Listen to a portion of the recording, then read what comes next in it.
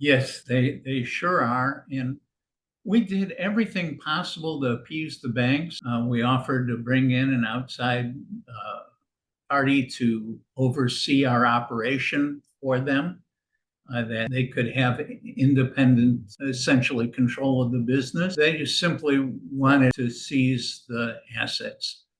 It's that situation where you're in the unfortunate position of having more assets than you owe them, and they see the profit being greater and the risk being minimal for taking over your business and liquidating the assets rather than letting the business go forward, which was most unfortunate.